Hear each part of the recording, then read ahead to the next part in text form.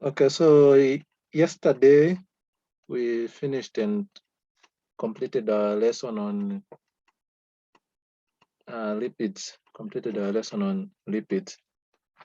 So today we are starting to look at proteins. So today we'll cover a sufficient amount and sufficient for the day. And then we'll continue on Thursday for the remaining part.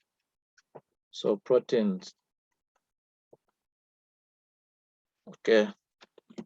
So our objectives for the lessons on proteins would be for us to be able to understand what proteins are,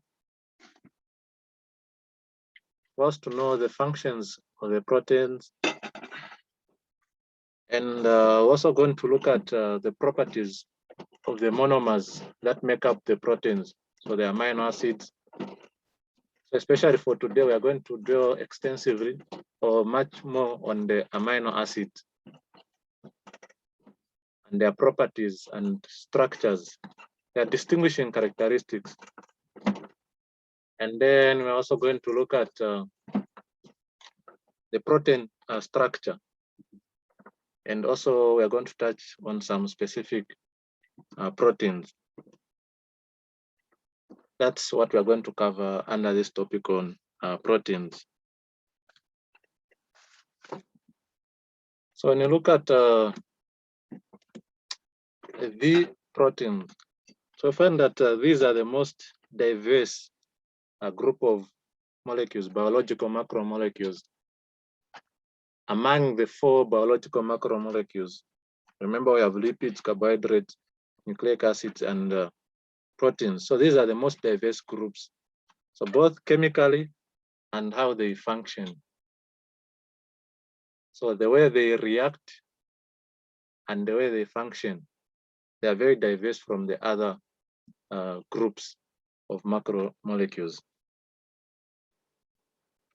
So when you look at these proteins, they are actually complex organic compounds which contain carbon, hydrogen, oxygen, nitrogen, and also find that there are some proteins that also contain sulfur. So sulfur containing proteins. So these proteins will contain carbon, hydrogen, oxygen, nitrogen, and in some cases you find that they may also contain the element sulfur. So these proteins are polymers that are made up of monomers that are called amino acids. The amino acids. Remember when we looked at translation, we talked about how the polypeptide chain is formed. And we mentioned that proteins are made up of these amino acids, the monomers. And so these proteins are simply linear polymers of those amino acids.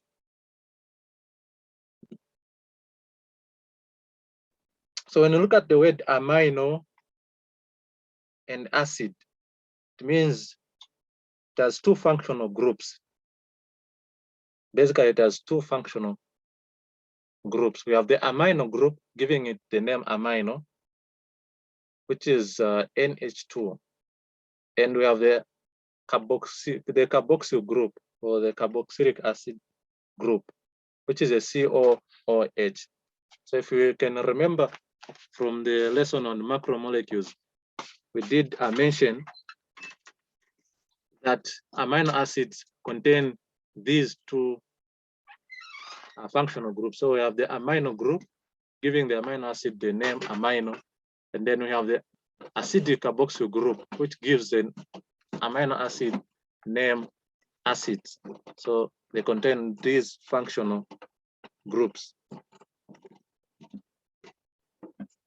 So I found that it is very important how amino acids are ordered, because how they are ordered will determine the structure of the protein and also the function of the protein. So I'm going to find that there are different types of proteins in the body, in an organism. And what determines the structure of a certain protein or the function of a certain protein is how these amino acids are ordered, how these amino acids are connected or joined. So it's the sequence of amino acids is very important because it determines the protein structure and the function as well. So now let's look at some of the functions that the proteins play. What functions do proteins play? So I find that one of the functions is that proteins act as catalysts. So they are involved in catalysis.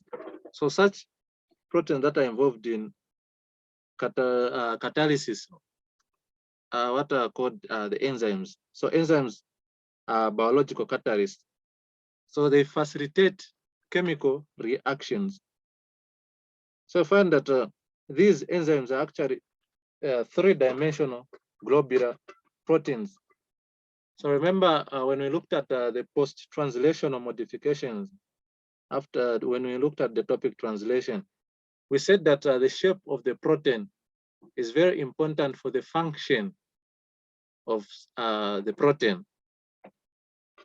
So we find that during the post-translational modification, the protein has to fold into a specific shape, which is important and relevant for its function. So certain proteins act as enzymes to catalyze biological processes or biological reactions. And then proteins are also for defense. So I find that certain proteins, globular proteins, they can use their shape to be able to recognize foreign microbes. So germs can be recognized by these proteins, and also even cancerous cells. Proteins are able to recognize cancerous cells. Proteins are able to recognize foreign microbes or microorganisms, disease-causing microorganisms. So I find that these proteins actually form these proteins. They form a very important system of our body, the immune system, the one which deals with the defense, defending the body against diseases. So they're important for defense. Then the other function is that they're important for transport. So they are proteins that are used for transportation.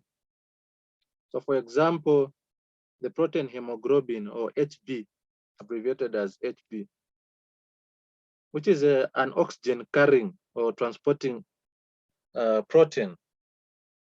So they are very important for transportation or for transport. We also have membrane transport proteins. So these are able to move ions and molecules across the membrane. So they are important for transportation. The other function is that they're important for support. So they offer structural support.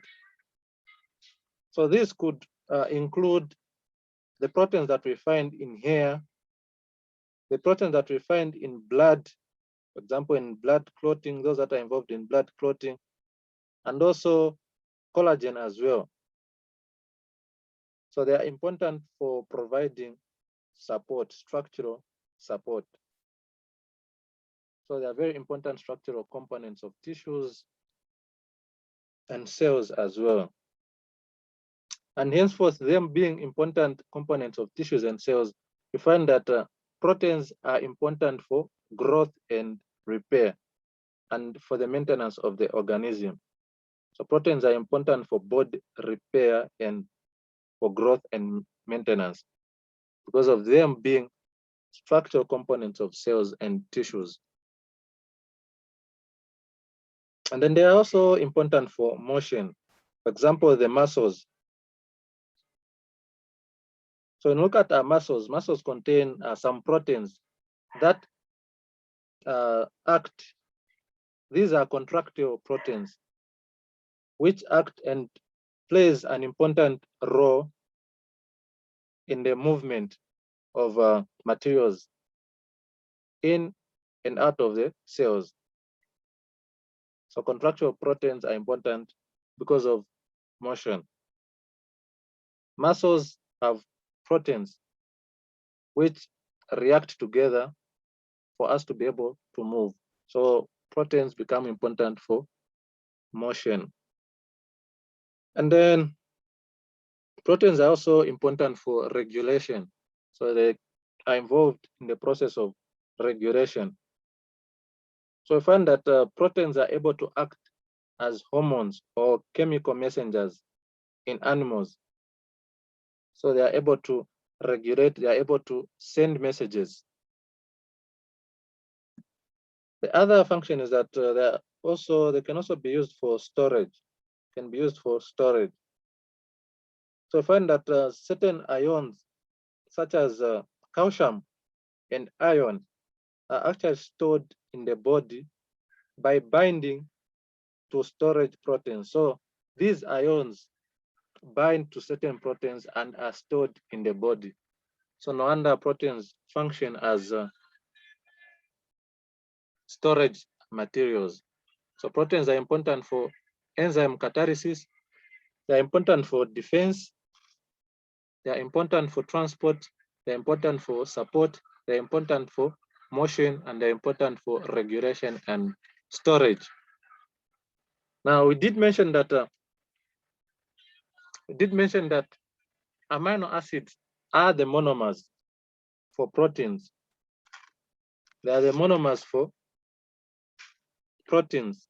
So what is the structure of a protein? Or rather, what is the structure of an amino acid? So remember, I did mention that these contain the amino group and also the carboxyl functional group. So these groups are bonded to an asymmetrical carbon. So remember I said an asymmetrical carbon has 4 different atoms or groups that are attached or joined to it. Now this asymmetrical carbon is what is known as the alpha carbon. So this asymmetrical carbon in an amino acid is known as the alpha carbon. So we find that in essence, all the amino acids will thus contain a common core structure that has an alpha carbon, which will be bonded to 4 different atoms or groups of atoms.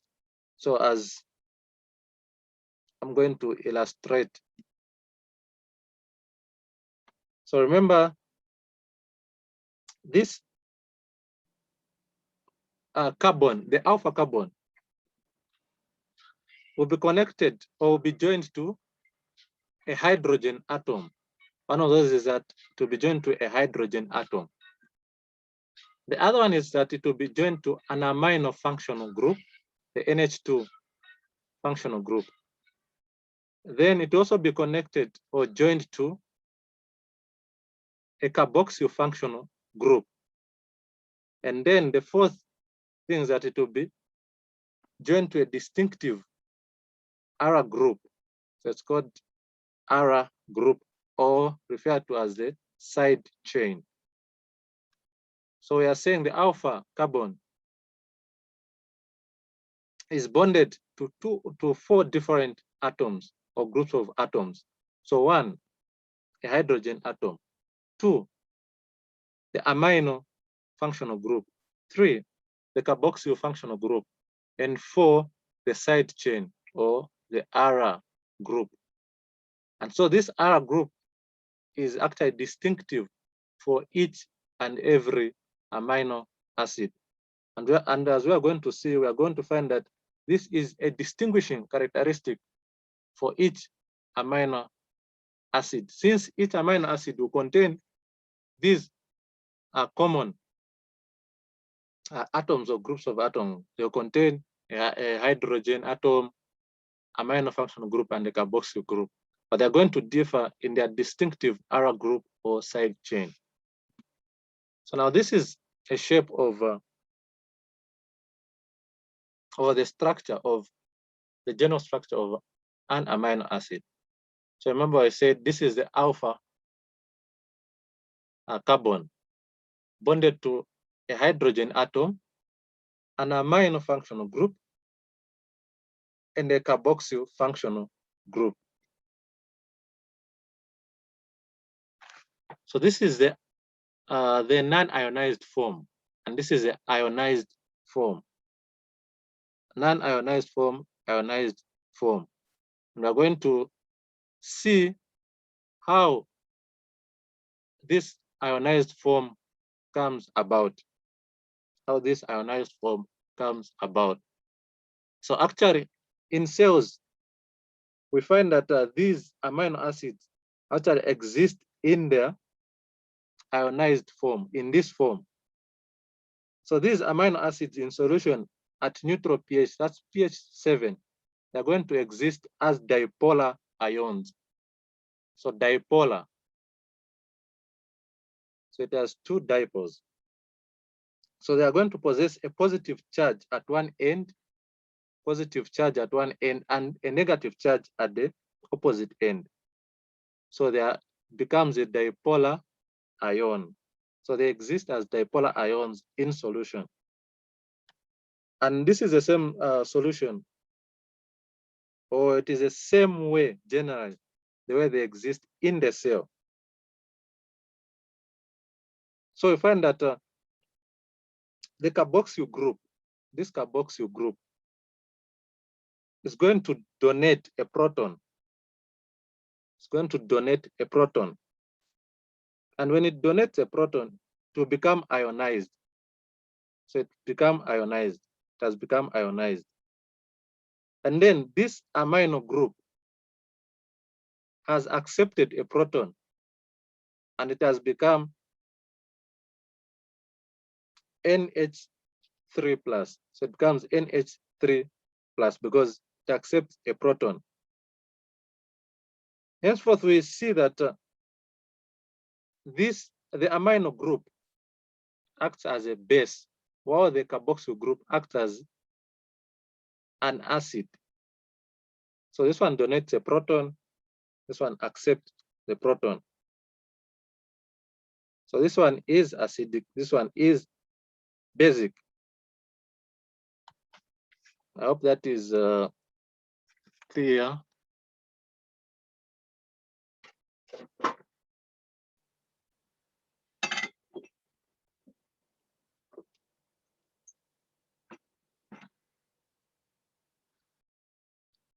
Okay, so when we say it donates a proton, we are talking about the hydrogen. Because hydrogen in essence is actually a proton. So what is donated is actually a proton. In this case, we are talking about hydrogen. So the carboxyl group is going to donate a proton, hydrogen. And then the amino group is going to accept the hydrogen.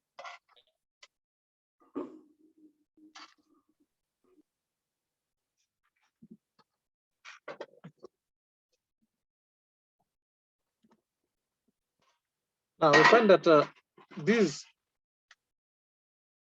charges that are found on these are functional groups, these charges, the positive and the negative charges, are very important in that they help amino acids to stay in solution. So when these amino acids stay in solution, they're able to interact with one another and with other solutes. So the functional groups helps the amino acid to be in solution and be able to interact, react with one another and also with other solutes.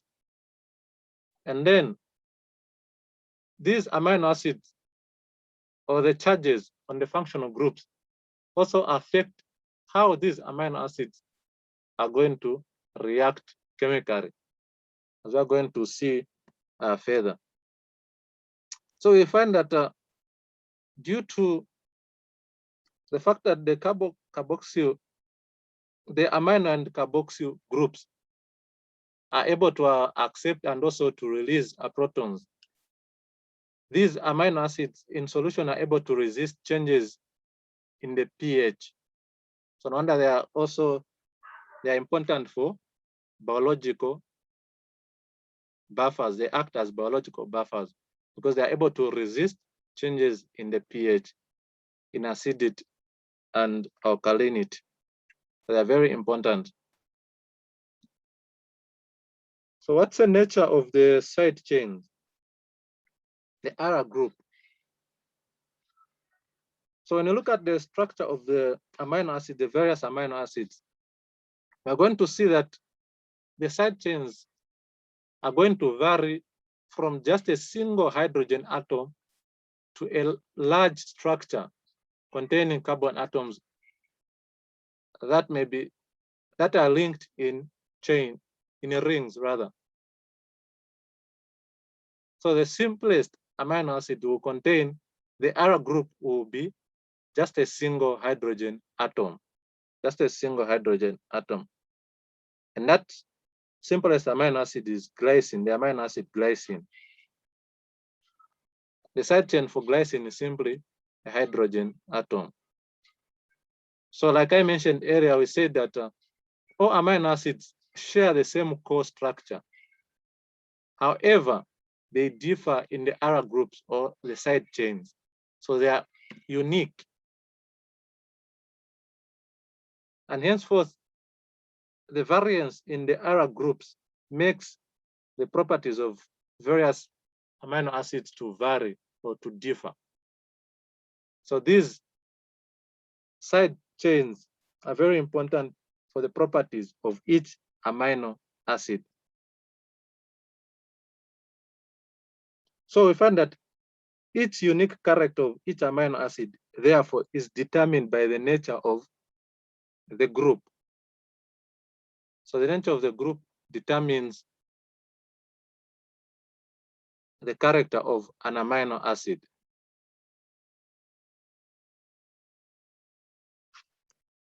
Just a minute.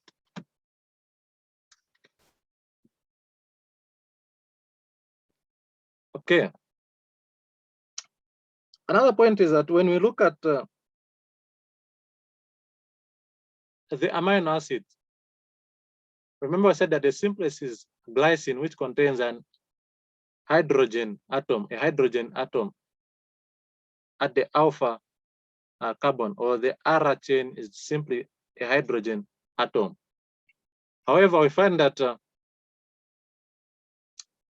amino acids are actually chiral in nature. In short, they can exist as enantiomers.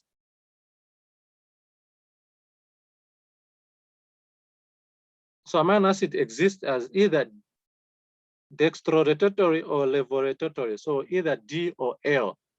However, remember, we said that in living systems, only the L amino acids are found in proteins, while the D amino acids are rarely found. So this is almost the opposite of glucose, because when you look at glucose, what is found in nature is the D isomer.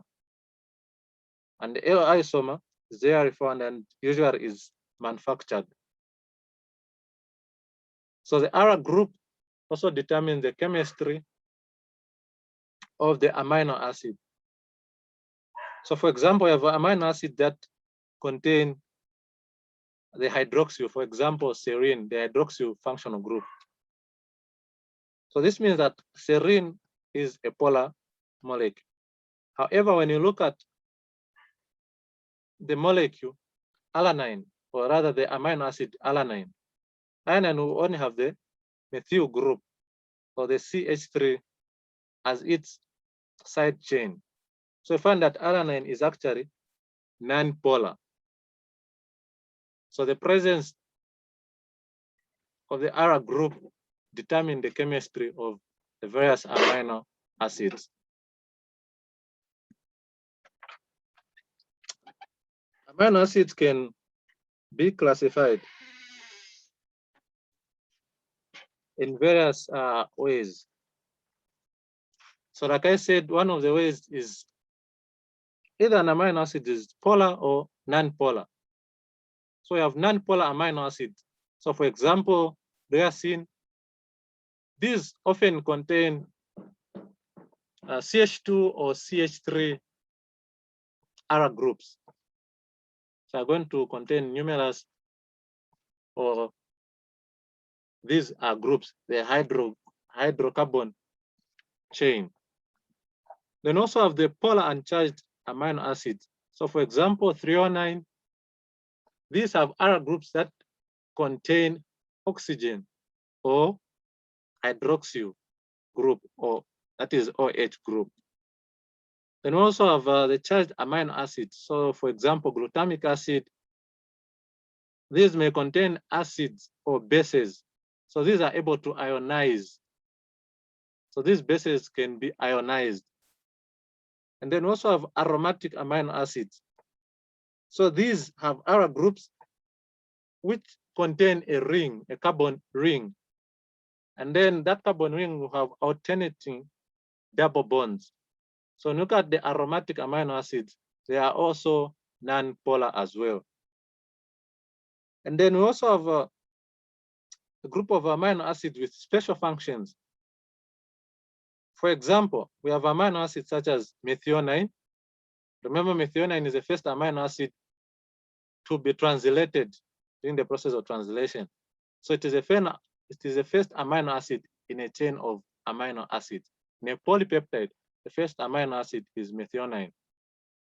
And then we have the amino acid proline. So proline is the only alpha amino acid.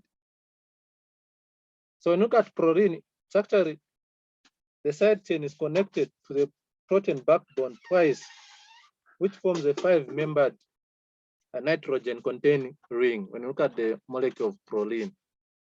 So proline is one of the special amino acids. So proline causes kinks in the chains, in the peripeptide chains. It is going to cause kinks or bends, in other words. And then cysteine is a special amino acid in that it's used for linking of chains together. So it's involved in linking chains together.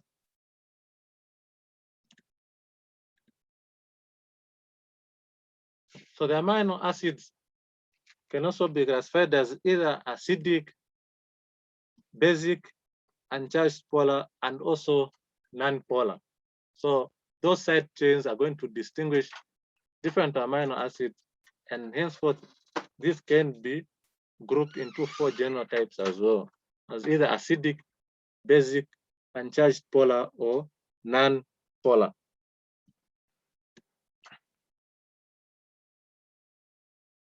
So this is showing the non-polar amino acid. So showing the amino acid. So we have the non-polar amino acid, we have the polar uncharged, we have the charged amino acid. And then we have the aromatic. Remember, we said that the aromatic amino acids, these have the R group or the side chain that contains an organic ring, carbon ring. So they have these rings with alternating double bond. So you have these double bonds alternating. Those double. So these are aromatic. Then these are non-aromatic since they do not contain the rings. And these are non-polar, these are polar amino acids. And then this is proline, this is methionine, and this is cysteine. The ones with special functions. So this is the first amino acid in a sequence. This is used to link chains, and proline causes kinks in the chains or in the polypeptide chain. So these are the special amino acids.